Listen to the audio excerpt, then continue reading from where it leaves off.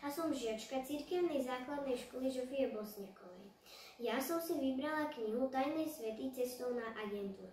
Je to o tom, ako sa dievčatko presťahuje do nového mesta spolu s rodičmi a s mladším bratom.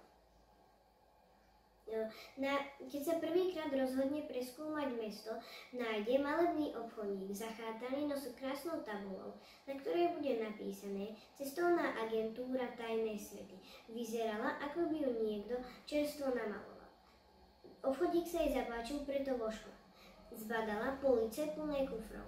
Niektoré boli látkové, niektoré kožené, rôznych farieb, špinavé či čisté. Na druhej strane miestnosti boli dve kreslá a malý stôl. V strede miestnosti bol stôl a stolička, na ktorej sedel Jonathan Mercator. Bol správcom cestovnej agentúry Tajné svety a zároveň posledným Mercatorom. Jonathan zistil, že dievča menom Flick má zvláštnu schopnosť.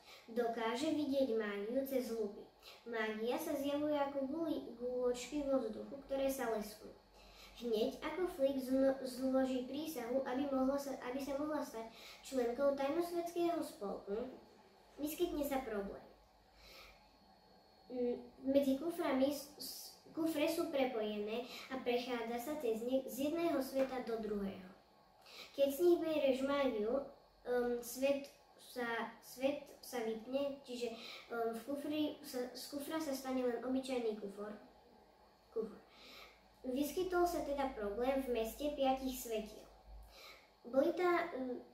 Mestečko vyzeralo pekne, všade boli fontány a svetlá, no vtedy ešte nevideli, že tam je gang zlodejov, ktorí kradnú mágiu zo sveta. Tí zlodeji našli Felicity aj Jonathana, ale oni našli tiež aj zlodejov a tých zlodejov vlastne oni ich poslali do iného sveta a do takého, kde nemali čo kradnúť, lebo to bol púšny svet a potom ten svet vlastne zničili ten kufor a všetko sa skončilo dobre. Túto knihu odporúčam čitateľom, ktorí majú radi fantáziu. Ahojte!